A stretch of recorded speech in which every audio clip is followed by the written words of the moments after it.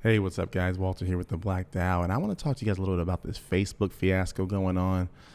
You see a lot of people talking about Facebook is too big to fail. They're putting, profits over people and things of that nature. And I want to talk a little bit about maybe one of the solutions that could solve this problem, because they are somewhat problematic with how they do have so much information. But it's important to understand as a corporation what their kind of obligations are, and this is kind of a bigger issue with the system. But before we get into that, I want to go ahead and share this little clip with you about this whistleblower who was sharing some information. So let's go ahead and do that right now. The thing I saw at Facebook over and over again was there were conflicts of interest between what was good for the public and what was good for Facebook. And Facebook over and over again chose to optimize for its own interests, like making more money. You know, you have your phone. You might see only 100 pieces of content if you sit and scroll off for, 5 minutes. But Facebook has thousands of options it could show you. The algorithm picks from those options based on the kind of content you've engaged with the most in the past. And one of the consequences of how Facebook is picking out that content today is that it is optimizing for content that gets engagement, a reaction. But its own research is showing that content that is hateful, that is divisive, that is polarizing, it's easier to inspire people to anger than it is to other emotions.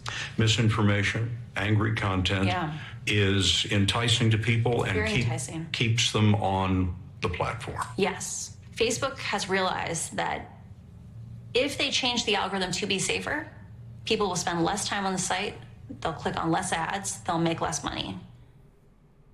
All right, that's good enough. I think that she's 100% right in the sense that this is kind of the Facebook and what they do. And as a corporation, right, their fiduciary responsibility to their shareholders is to make as much money as possible. Now, that might not be right. That might be right depending on where you are on the spectrum, but there is some level of there should be some level of responsibility with making sure that you're not doing something to kind of destroy the entire country. I think we can all agree on that. But in this case specifically, not only does Facebook do this, but this is the same thing that's done on YouTube, right? I, as someone who is a content creator, and I've been doing some videos on the Black Dow and kind of seeing what works and what doesn't work. And it's so ridiculous because the more outrageous my headlines, the more outrageous my titles, the more misleading that I can try to do, the more engagement that I get, the more views that I get. So if you look below, like there was the first video that I've ever done, right? It was a video on Mr. Beast and Refinable, right? There was no real, that wasn't misleading, right? Mr. Beast was on the page of Refinable. He was promoted as one of the people who was funding the project or not funding the project, but he was someone who was invested in the project.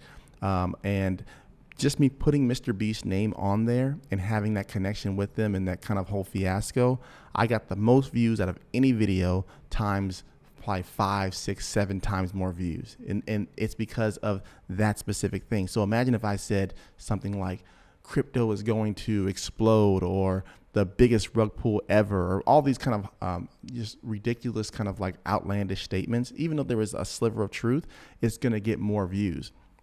So Facebook is doing that exact same strategy because that's what works.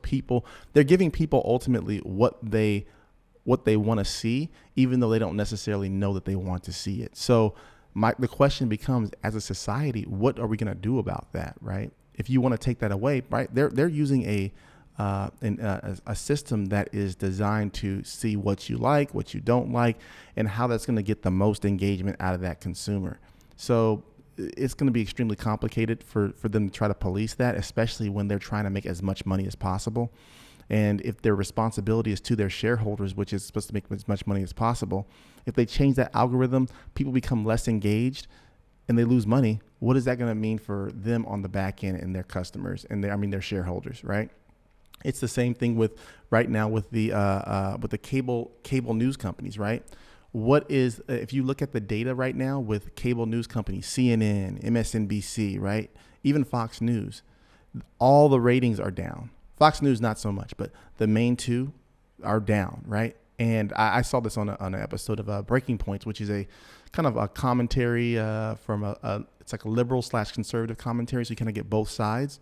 And they're a really great show. I definitely recommend you guys check them out if you're interested in any type of political news. They have some good stories. They have some that are like more, how do you put it? A little bit more entertainment focused, but they do have some kind of like journalistic, valuable stories. And they actually show the data on how the different cable news sites are actually losing subscribers or losing people who are watching. And the number one reason why is because Trump's no longer in office. Why do you think that is? Trump, he's a very loud, kind of divisive kind of character. And by being so, he angers people on one side and he emboldens people on the other, and he creates this extreme friction, and people can't get enough of that. So with that being said, that's kind of the situation that Facebook's in.